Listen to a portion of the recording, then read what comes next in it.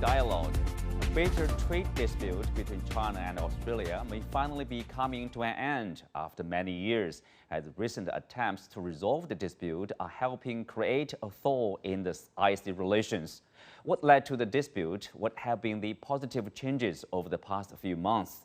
And how might Australia's China policies be impacted by U.S. competition in the region? To further examine the situation, I'm glad to be joined by Colin Mackerras, Emeritus Professor at the Griffith University, Professor Teng Jimeng, Senior Research Fellow at the Center for China and Globalization, and David Mahon, Executive Chairman of Mahon China Investment Management. That's our topic. I'm Xu Qinduo.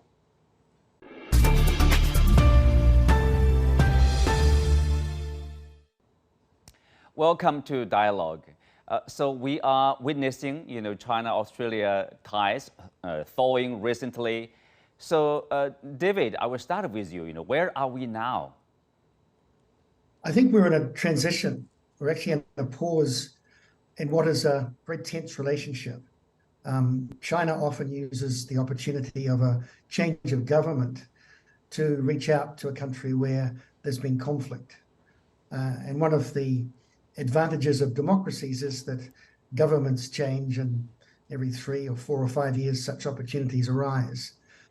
But unfortunately, I don't think we should be overly optimistic about the endurance of the recovery of ties, because nonetheless, Australia is still very much bound to the United States in terms of a security relationship and the strategic stance it will be taking in Asia. It doesn't have much independence from Washington and those things. So the chances of statements being made against China, challenges to China arising again are quite high. So it's difficult for Australian companies because many of them want to trade with China. A great many of them have very positive relationships with their counterparts in China. So I think it's a good thing, but I think we should be cautiously optimistic, if we are to be optimistic at all.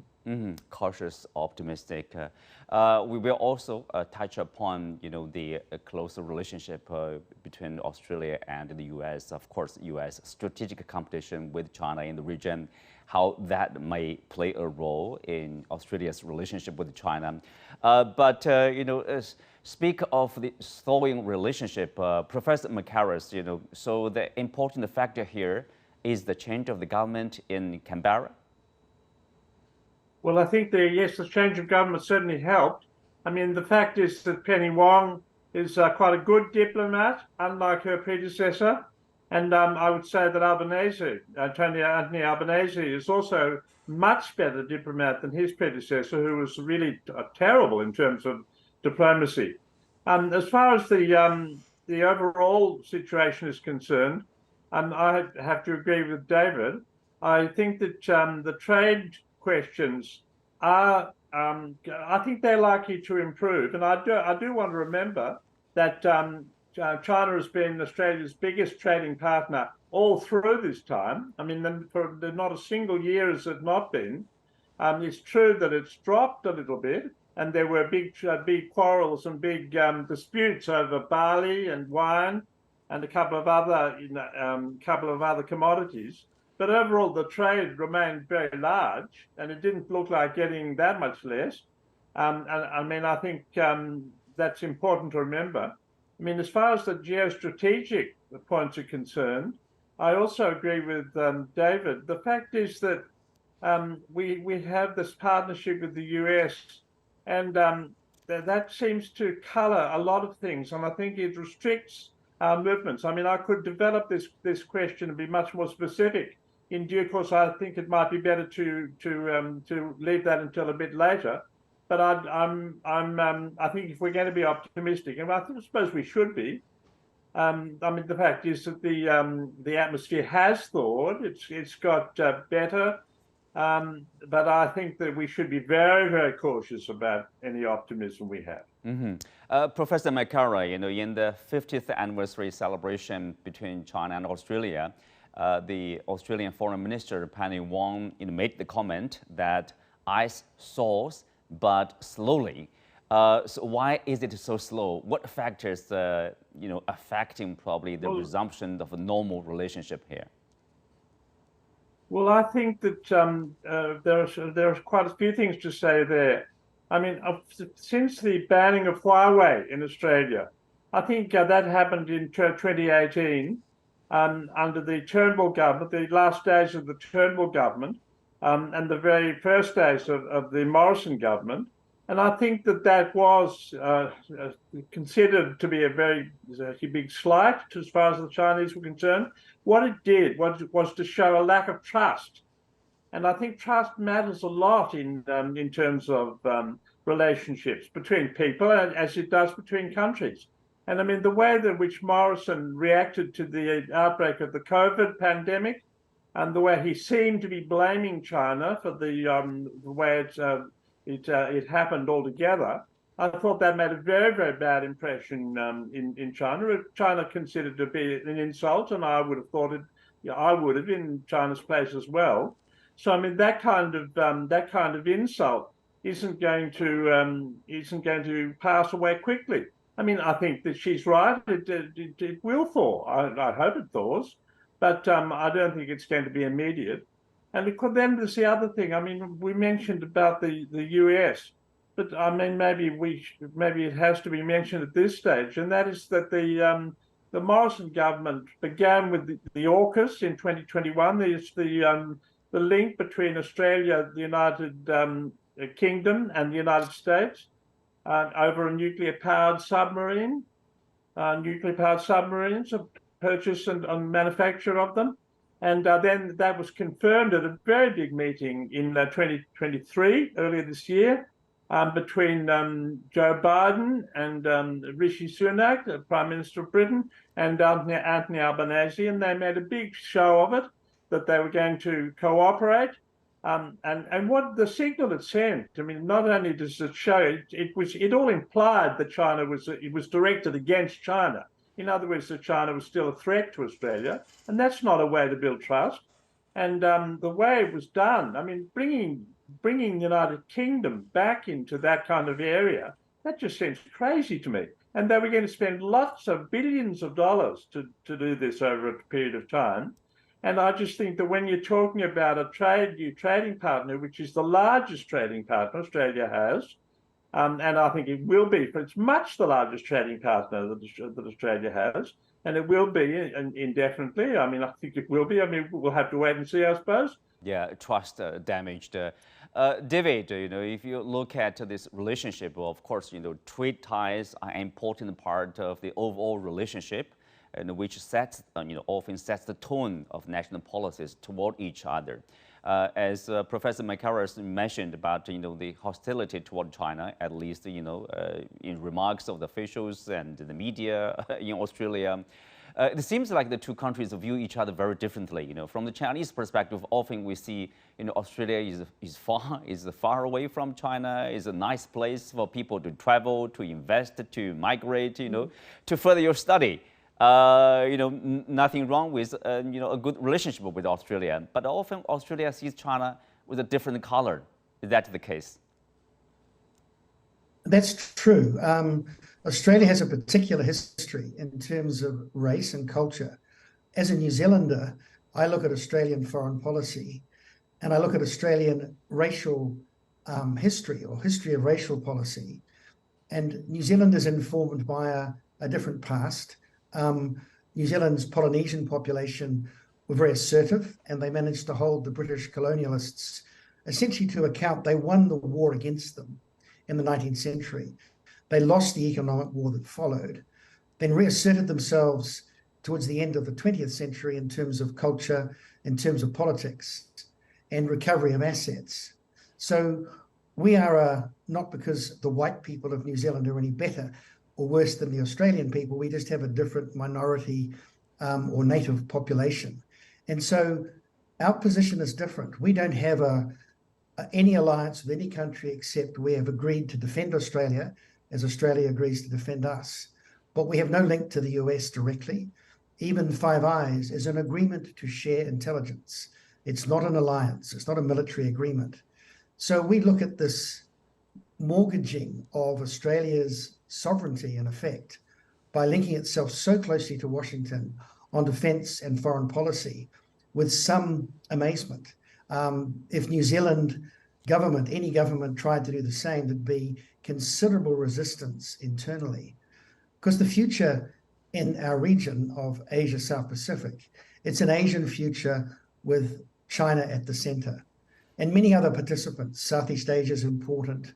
Eventually, over time, hopefully India will be much more involved in the region. So we're not trying to tie ourselves to what is a dying empire. And the US is a dying empire, not a failing country, but its projection of power is faltering all over the world. And this is the country that left 1 million dead in the Middle East in a failed attempt to dominate the region. And now who's at play in the region? Russia and more recently China. So there's no question of the trend in history. And so it's quite surprising when you see Australia shackling itself to an American strategic foreign policy to try and prevent China from arising. And it's only that.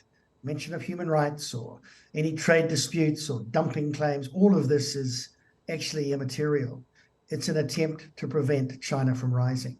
And it's failing. I mean, yeah. China's doing fine. So in so many areas. But so we're living in a very difficult time, a lot of tensions, a lot of uncertainties. And I think it's a very difficult time for Australia. Mm-hmm.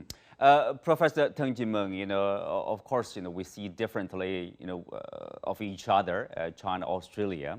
But what's the best way, for China in terms of dealing with Australia, an important trading partner, but also the ally, loyal ally of the U.S., which is strategically competing with China or containing the rise of China. Often we see contradictions, in terms of Australian and China policy. So what's the best approach? If there are any lesson we can learn from the recent, probably the episodes of back and forth between the two countries? Well, I think at one point, I think China should perhaps first recognize the complexity of China-Australian relations. I think both our countries have realized that we should work together for the prosperity of this very region. Like David said, this is basically an Asian problem, and this is an Asian problem. We should resort to Asian matters to resolve it. I mean, a third-party involvement can be very toxic, and I think that Australia have learned and should have learned the lessons that we see from the past. Back in the 1950s, for example, when ANZUS came into being in 1951, Australia got involved in the Korean War, and Australia suffered. In the 1960s, Australia got involved in the Vietnam War, which also, which also made Australia suffer, not just in terms of human resources, also properties. And so in this case, I highly recommend that China and Australia work together in a respectful manner and work with the vision. And that vision should be a vision of Asia prosperity, the protection of human lives, and also defending the real freedom as a democracy. And Australia has been proud of being a democracy and also a sovereign state. Don't get tangled up in the sort of a Cold War military alliance. It will not do good to Australia, and it will not do good to the region, to this very region.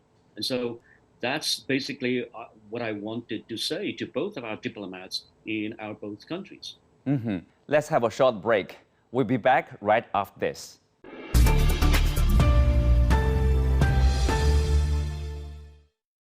Welcome back.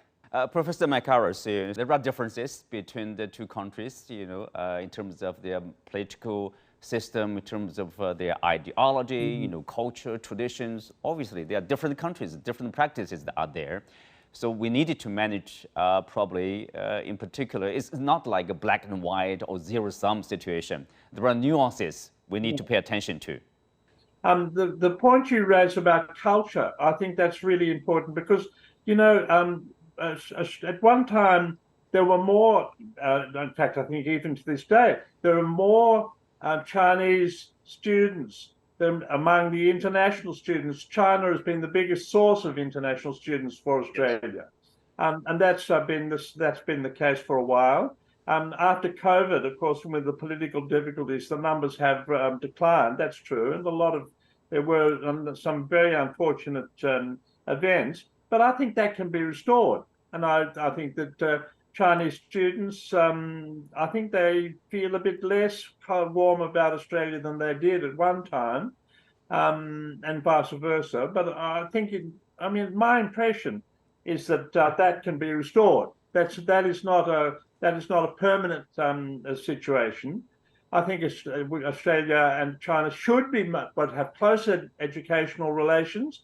They should be brought back to, as far as possible, to the way they were before this crisis and before the COVID struck. I'm not sure if it's possible, but I hope that it's at least to some extent possible. And the other point you made is about the cultural relations. I think we should try to understand each other culturally. I mean, it has been said that it's very difficult if you've got a different culture to get on with the country. I mean, I know Australians, they feel comfortable with Americans. They don't feel as comfortable with Chinese, because this is because of the cultural thing. I personally think that is very unfortunate and quite unnecessary. I think you can understand somebody else's culture, and I think it's essential for us to try to do that, and to move forward in this way, in a diplomatic way, respecting each other rather than disliking. Mm-hmm. David, we know there's a U.S. factor as an ally of the United States, Australia. You can see their China policy often is affected, is impacted to a certain degree in terms of how they handle their China relationship. But now, we see this worsening rivalry between the U.S. and China. So how will that affect probably the future policy making from Australia toward China? I think it's very difficult for Australia because America is effectively at war with China in all but conflict. If you look at the sanctions, if you look at the rhetoric and the determination to increase sanctions, particularly on technology, it is a very dark situation. The propaganda in the US of making claims like the FBI said that COVID came from a lab leak in Wuhan, when 98% of the world's scientists do not believe that. So it's a very difficult time because, as Colin's identified, there are other forces in Australia that are not anti-Chinese. If you look at the intellectual debate, his own voice, this very famous commentator I respect called Hugh White, who writes very well about China. Dr. Jeff Raby's been a very strong voice. There's a very fertile discussion about this contradiction of dependence upon the US and effectively Australia's independence. It's not just about China. It's about Australia being itself and being an independent power in the Asia-Pacific region. But I think there is cause for hope as long as students are exchanged between both countries. And I've seen the return to Australian universities in statistics, but I'm waiting for the return of Australian students to China to study in Chinese universities. These things are important. Cultural exchanges. There was a time when music ensembles were performing in China and vice versa from Australia. So we get focused on the politics, but politicians are very two-dimensional. They're after very short-term gains to remain in office. But I think if there was a poll today in Australia, I'd be very surprised if a majority supported AUKUS, actually. No one asked them in the first place. There was no poll taken. So it is not a monolith. And I think as long as we see that there are large pieces of Australian culture, large aspects of its culture, with a much more open mind and a more open heart, then there's cause to say, well, those are worth fostering. We don't know the future, but let's really invest in that rather than invest in the negative. Mm-hmm.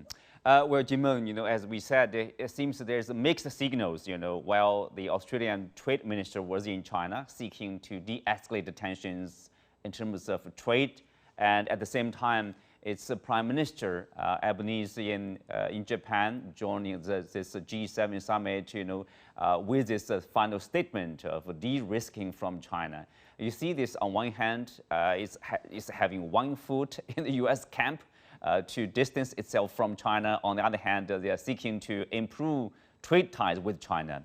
So how do you see this mixed signals, this kind of mixture of policies toward China? I think it's bad policy. I think this is really contradictory. It's a contradiction on the part of the Australian this government. GG once again, I mean G7 is once again is a kind of an institution, a forum for these former colonial powers and now hegemons getting together and seek out ways of, or seek out still kind of a sphere of influence with this kind of Cold War mentality. And so specifically, I think that it sends out very mixed signals, very contradictory signals. On the one hand, the Australian government send out this olive branch saying that let's improve our trade relations. Let's just fall back on the right track and do business. But then on the other hand, they still kind of bound themselves with these military blocs and alliance with the purpose of containing China and pressuring China. And that's very, very unwise. I mean, to me, Penny Wong's path of cooperation and collaboration in a respectful way is not to materialize if they continue down the path of pressuring, pressing, and also, in a sense, offering these, unreasonable kind of demands. I mean, it's demands. It's not kind of a negotiation for cooperation, but it's demanding for a certain kind of a compliance down their path. And so there's no respect at all if they continue this way of practicing diplomacy. It's not diplomacy at all. So I would think that Australia should charter a new course instead of following this block of new age hegemons or military kind of powers to, in a sense, in the name of protecting or defending democracy. And back to this very obvious issue, Australia, in a sense, has never conducted this very internal poll or parliamentary debate. If this is a democracy, there must be sufficient debate among its citizens, among its representatives elected by its citizens. It's all done and decided internally by a few politicians. And so in this case, I think Australia would achieve, Australian democracy would defeat its own purpose if decisions that should be made democratically, instead it is made within this very small clique of powerful elites. Mm-hmm. Professor Mackerras, at the G7 summit, the Australian government basically made it clear that they will go along with the Western economies, including US and European countries, to pursue a new policy on China, which is called like a de-risking instead of decoupling. But given this close trade relationship between Australia and China, how will Australia pursue such a policy to de-risk from businesses with China? Well, I mean, I just I don't accept the whole premise of the G7 is, they call it de-risking instead of decoupling. Maybe it's a milder term. They think of it as a milder term. But the fact is, it is still hostile to China. They still, the US has just made it very clear, and along with the G7 people, that they think that China is, rising too quickly, and that is not good for them. The US wants to keep its top spot. I think that's the basis of the whole thing, and it's trying to get the G7 along with it. They're using nicer language, but in essence, I don't really think it's changed that much. And it seems to me that Australia really should be much more independent. This point has been made before. The world has changed a lot in the last little while, and I think it's going to go on changing. and it's very obvious that the direction of change is towards China and other places. I mean, India, of course, as well, but mainly China. And I think that, that the US has got to come to terms with that. I think and Australia should definitely draw aside from it, because, I mean, Australia is a very important trading partner with China. China is, in fact, the most important trading partner, and I think that's likely to go on being the case. I certainly hope it does. And I think that means that we shouldn't be just following on the tails of the Americans in our policy towards China. Yes, David. That's how I'd answer. Yeah, speak of this reluctance of countries following the U.S. Hostile China policy. Some scholars would point to New Zealand, which is managing very well its relationship with China. Is there anything to learn, probably, for its big neighbor, Australia? Well, yes, we're blessed with political insignificance, which means we're so powerless. The leverage New Zealand has politically, we've got to the last 40 years. There is this need to make sure we don't get too drawn to one power or the other. New Zealand we were in the Vietnam War. We learned a very big lesson there. And it was following that our political culture changed. But we're very small. So New Zealand has little choice but to avoid being too connected to a major alliance, or to come out in chorus against China or against any country on any particular stance. We'll speak for ourselves, but we've been reluctant to actually speak in chorus. I think one of the things that perhaps could be learned is that actually a lot of things don't need to be talked about. And Australia could still have its closer relationship with America, and in a sense it defines Australia as a middle power, and not necessarily joining in the very bellicose rhetoric that Biden has seemed to have continued since Trump. So I think because we're such a different country, it's a little difficult to say, well, you can learn from us. But I think China too has not been always the best actor in this crisis. China often responds quite quickly, reacts to the things said against it, the criticisms against it. And I think it's a bit like if somebody shouts at someone else, if the person who's being shouted at remains calm and unruffled, they're the ones that have the power. They're the ones that are dignified. I think going forward, the noise is going to get louder, particularly from Washington. And the more China can not bother to respond, don't give it currency, because it actually, in the end, a lot of what's being said is very empty. If you look at the trade statistics, China had a relationship with the US that the US tried to change. China is even greater exporter to the US than it was before. And even through the countries where the US is crowing that Vietnam and Mexico have taken business away from China and now they're trading with America. They are. But 70% of that trade is from Chinese investment in both countries. So, and 75% of the goods are fundamentally from Chinese components and investors. So the destiny is very much dependent upon the economics.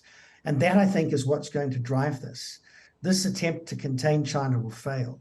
So I think Australia needs to learn from itself, from its own history, when it's got things right, at the times when it did deal with Asia well, at the times when it was a leader in trying to recognize China, at times when it was revolutionary during a Cold War to take the attitudes that Canberra took towards Beijing. Look back to those times, they're still worth listening to, and some of it's still living politicians like Paul Keating, who have a tremendous understanding of the history of the relationship. So I think Australia could look to itself and learn a lot.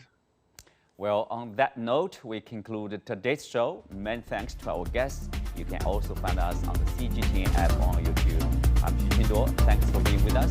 See you next time.